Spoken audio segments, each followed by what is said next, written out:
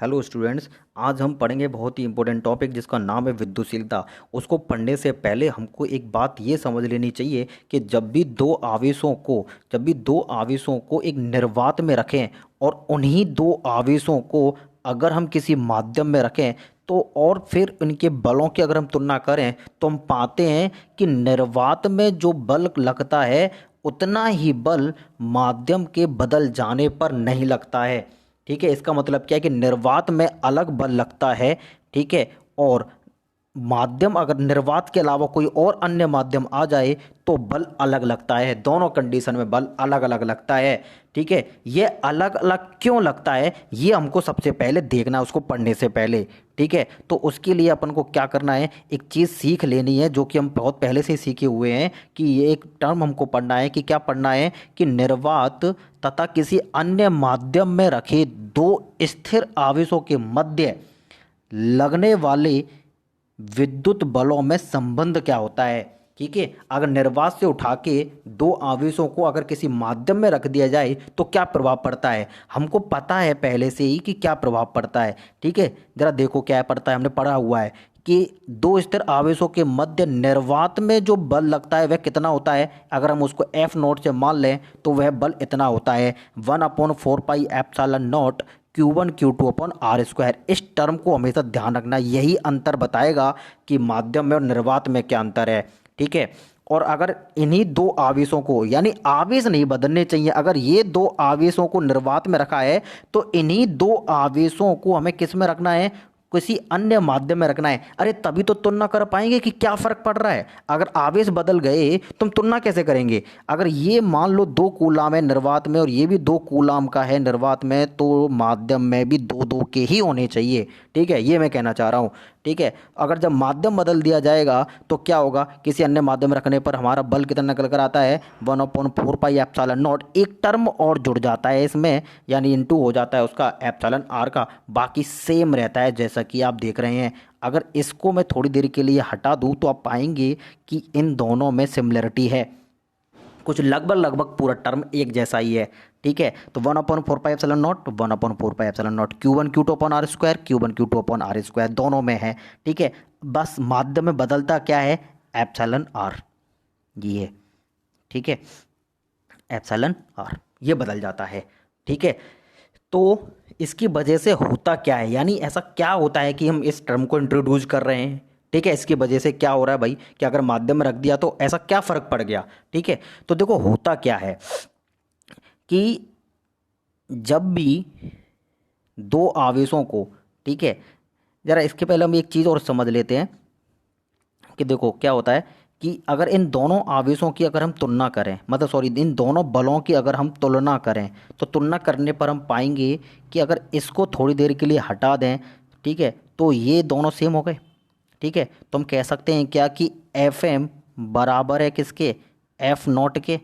ठीक है, क्योंकि ये नहीं है तो हम क्या कर सकते हैं कि यहाँ पे ये टर्म ही तो एक्स्ट्रा है, एफ एप्सिलॉन आर का ये टर्म। ठीक है, तो इस पूरे की जगह पे हम क्या लिख सकते हैं, ठीक है, इस पूरे की जगह पे हम क्या लिख सकते हैं, एफ नॉट और एप्सिलॉन आर। एफ नॉट की वैल्यू पुट करोगे तो देखो यही मिल जाएगा तुमको। ठीक है, तो हम क्या कह सकते हैं, हम ये कह सकते हैं कि एफ एम बराबर है किसके, F not upon epsilon R के। ठीक है, नहीं आ रहा समझ में तो देखो एफ नॉट की वैल्यू क्या होगी निर्वात में 1/4 pi epsilon not Q1 Q2/R²। ये एक्स्ट्रा है ना, तो यहाँ पे इसको हम लगा देंगे एप्सिलॉन आर, बस हो गया कहानी खत्म। ठीक है, तो ये संबंध है इन दोनों में। ठीक है, तो तुम क्या कर दो, ये प्रैक्टिकली पाया गया है तब जाके इस चीज़ को निकाला गया है। देखो क्या है, ज़रा मैं समझा दूंगा तुमको कि होता क्या है कि अगर मान लो निर्वात में दो स्थिर आवेश रखे हैं और उनके मध्य 10 न्यूटन का क्या लग रहा है, बल लग रहा है।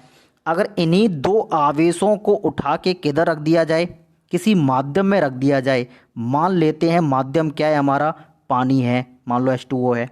ठीक है, पानी के अंदर रख दिया उन दोनों आवेशों को, तो पानी में रखने की वजह से क्या होता है कि बल बदल जाता है। ठीक है, जो बल बदल गया इसका मतलब क्या है कि माध्यम बदलने पर उन लगन जो दो आवेशों के मध्य जो बल लग रहा होता है उस पर कुछ तो प्रभाव पड़ता है।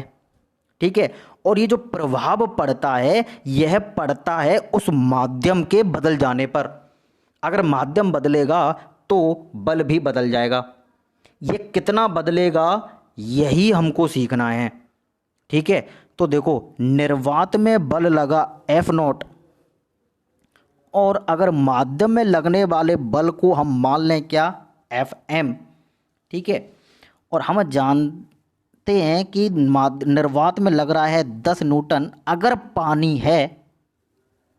पानी है तो पानी उपस्थित होने पर हम क्या करते हैं, इसमें 80 से भाग लगा देते हैं, तो हमें पता चल जाएगा कि पानी में रखने पर हमें कितना मिलेगा, 1/8 मिलेगा। इसका मतलब क्या है कि हमें पता है क्या कि एफ एम बराबर क्या है, F not upon epsilon R, यानी ये जो एप्सिलॉन आर है इसकी वैल्यू कितनी है, 80 है। किसके लिए, पानी के लिए,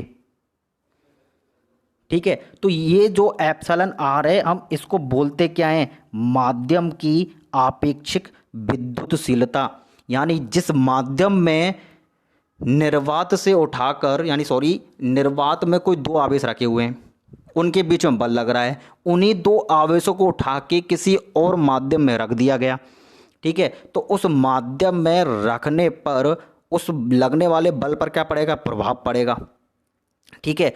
और माध्यम में जो बल निकलेगा वो होता है एफ एम, और निर्वात में होता है एफ नॉट। फॉर्मूला क्या होता है, एफ एम बराबर F not upon epsilon R, ठीक है। तो देखो, विद्युतशीलता का मतलब क्या है, सिंपली विद्युतशीलता का मतलब है विरोध, कि जब भी निर्वात से उठा के किसी अन्य माध्यम में आवेशों को रखा जाता है तो माध्यम लगने वाले बलों का क्या करता है, विरोध करता है। उस विरोध की वजह से बल क्या कर जाता है, घट जाता है। कितना घटेगा ये इस बात के ऊपर निर्भर करेगा कि वह माध्यम कितना विरोध करता है, यानी उस माध्यम की आपेक्षिक विद्युतशीलता का मान क्या है। तो जल में यानी पानी में रखने पर आपेक्षिक विद्युतशीलता जो होती है पानी की वो होती है 80, ठीक है। और हमें पता है कि निर्वात में जो बल लग रहा है वह लग रहा है 10 न्यूटन। तो अगर हमें पानी में रखने पर अगर बल का प्रभाव देखना है कितना घटा या कितना हुआ, तो हम क्या करेंगे, जो 10 बटे हम क्या कर देंगे, 80 कर देंगे, तो हमें पता चल जाएगा कि माध्यम में रखने पर बल कितना हुआ, ठीक है। तो ये जो एप्सिलॉन आर है यहाँ पे क्या है, आपेक्षिक विद्युतशीलता है। इसी की वजह से क्या पड़ता है, प्रभाव पड़ता है। इस वजह से इस एप्सिलॉन आर को जब हम माध्यम में किन्हीं दो आवेशों को रखते हैं तो इसको फॉर्मूले में इंट्रोड्यूस किया जाता है, जैसा कि आप यहाँ पे देख रहे हो। ये टर्म किसकी वजह से आया है, माध्यम की वजह से। अगर पानी है तो एप्सिलॉन आर की जगह पे क्या कर देंगे, 80। अगर केरोसिन है तो एप्सिलॉन आर की जगह पे क्या कर देंगे, 2। अगर अम्बरक है तो एप्सिलॉन आर की जगह पे क्या कर देंगे, 6। ऐसे ही हर माध्यम की एप्सिलॉन आर की वैल्यू फिक्स है। ये मैं तुमको एक टेबल दूंगा, उस टेबल से तुमको पता चल जाएगा कि किस माध्यम में रखने पर कितनी आएगी। तो सिंपली अगर तुमको अगर पता है कि निर्वात में कितना बल लग रहा है, अगर तुम्हें निर्वात में लगने वाला बल पता है आवेशों के मध्य, तो आप निकाल सकते हो कि किसी माध्यम में रखने पर कितना बल निकलेगा, अगर तुम्हें उस माध्यम की आपेक्षिक विद्युतशीलता पता है तो। और यहाँ से अगर हम आपेक्षिक विद्युतशीलता को निकालें तो कितना निकल कर आएगा, ये निकल कर आएगा F not upon F M. यही इसका आपेक्षिक विद्युतशीलता का क्या है, फॉर्मूला है। तो हम अगर हमें इसकी डिफाइन को अगर पढ़ना हो तो हम डिफाइन में क्या कह सकते हैं, हम ये कह सकते हैं कि जो आपेक्षिक विद्युतशीलता है, ठीक है, वह क्या होता है, वह होता है, यहाँ पे हेडिंग डाल लेना इस जगह पे, आपेक्षिक विद्युतशीलता, और उसमें लिखना निर्वात में रखे दो स्थिर आवेशों के मध्य लगने वाले विद्युत बल एफ नॉट किसी अन्य माध्यम में रखे उन्हीं दो, ये उन्हीं बहुत इंपॉर्टेंट है, वही आवेश होने चाहिए, स्थिर आवेशों के मध्य लगने वाले विद्युत बल यानी एफएम के अनुपात को आपेक्षिक विद्युतशीलता कहते हैं। यानी एप्सिलॉन आर बराबर होता है क्या, F not upon F M, ठीक है। एक बात और हमेशा ध्यान रखना, क्योंकि ये दोनों बल हैं, निर्वात में बल कितना है और माध्यम में रखने पर बल कितना आया, अगर उन दोनों का अनुपात निकालोगे तो आपको पता चल जाएगा कि वह माध्यम कितना विरोध करता है या उसकी आपेक्षिक विद्युतशीलता कितनी है, यानी एप्सिलॉन आर की वैल्यू। और ये कैसी राशि है, ये विमाहीन राशि है क्योंकि बल बटे बल है, कोई राशि नहीं निकल कर आएगी। ठीक है, तो ये हमारी क्या होती है, आपेक्षिक विद्युतशीलता होती है। ठीक है, आपेक्षिक विद्युतशीलता का एक और फॉर्मूला होता है, क्योंकि अपन ने पढ़ा है क्या, ये जो नीचे पढ़ा है ना, ये वाला जो टर्म आप लोगों ने पढ़ा है ना, ये वाला जो टर्म आपने पढ़ा है, ये वाला जो टर्म है, ठीक है, एप्सिलॉन नॉट एप्सिलॉन आर, इसकी जगह पे सिर्फ आप ये पुट कर सकते हो, ये हमने कूलम के नियम में पढ़ा था, सिर्फ एप्सिलॉन पुट कर सकते हो इसकी जगह पर, इस पूरे दोनों की जगह पे। इसका मतलब क्या कहना चाह रहे हैं हम ये कहना चाह रहे हैं कि आप ये कह सकते हो कि जो एप्सिलॉन है वह बराबर है किसके, epsilon nought into epsilon R K. तो यहाँ पे एप्सिलॉन आर बराबर आप क्या कह सकते हो, यहाँ पे कह सकते हो एप्सिलॉन बटे एप्सिलॉन नॉट। ठीक है, ये कह सकते हैं, ये फॉर्मूला भी है। ठीक है, एक इसकी ये डिफाइन भी बन सकती है। यहाँ पे हमने पढ़ चुके हैं कि जो एप्सिलॉन है, जो हमने कूलम के नियम में पढ़ा था, अगर देखना हो तो मैं तुमको दिखा सकता हूँ कि, ठीक है, एक मिनट ज़रा देख लेते हैं। यहाँ पे ये देखो, यहाँ पे ये हमने पढ़ा है ना, पहले ही हम पढ़ चुके हैं इसको, कि एप्सिलॉन बराबर हम क्या है, एप्सिलॉन नॉट एप्सिलॉन आर। तो एप्सिलॉन क्या है, माध्यम की विद्युतशीलता या निरपेक्ष विद्युतशीलता, और एप्सिलॉन आर क्या है, माध्यम की सापेक्ष या आपेक्षिक विद्युतशीलता या परावैद्युतांक। इन दोनों में संबंध है ये। ठीक है, तो यहाँ से आप इसको मालूम कर सकते हो। इसका एक और फॉर्मूला बन सकता है, यानी आपेक्षिक विद्युतशीलता की एक और डिफाइन बन सकती है क्या, ये जो को मैंने ऊपर लिखी हुई है यहाँ पे, ये रही, कि किसी पदार्थ की विद्युतशीलता यानी एप्सिलॉन। ठीक है, देखो आपेक्षिक विद्युतशीलता हमेशा निर्वात के कंपैरिजन में होगी, कि निर्वात की तुलना में कितना विरोध है। जल है तो 80 है, केरोसिन है तो 2 है, अम्बरक है तो 6 है, उसके कंपैरिजन में। ठीक है, तो निर्वात की विद्युतशीलता से भाग करने पर जो संख्या प्राप्त होती है, यानी पदार्थ की विद्युतशीलता एप्सिलॉन ई यानी निरपेक्ष विद्युतशीलता को निर्वात की विद्युतशीलता यानी एप्सिलॉन नॉट, इन दोनों का अगर भाग कर दो तो आपको मिल जाएगा क्या, एप्सिलॉन आर। सिंपल इतना है। ठीक है, आज के लिए इतना लगते हैं, बाकी का हम कल देखें। और एक इम्पोर्टेंट बात मैं बोलना चाहता हूँ कि अभी क्या है ना, कि अभी हम फिजिक्स पढ़ रहे हैं इसमें। ठीक है, अभी हम क्या करेंगे, अभी ना हम बाकी के सब्जेक्ट्स भी मैं लेकर आ रहा हूँ आप लोगों के लिए, कि हम इसमें केमिस्ट्री के भी लेक्चर्स लेकर आएंगे। ठीक है, मैथ वालों से बात चल रही है मेरी, तो हम मैथ के लेक्चर्स भी लेकर आएंगे। ठीक है, बाकी के हम जो 10th क्लास के लिए भी है, जो 10th क्लास के साइंस हो गया, 10th क्लास के बाकी सब्जेक्ट्स हो गए, 12th क्लास के जो आर्ट्स के सब्जेक्ट हो गए, बाकी के और भी सब्जेक्ट्स लेकर आएंगे, 9th क्लास के भी लेकर आएंगे। तो हम धीरे धीरे करके क्या सारी क्लासेस को हम यहाँ पे अपडेट करेंगे।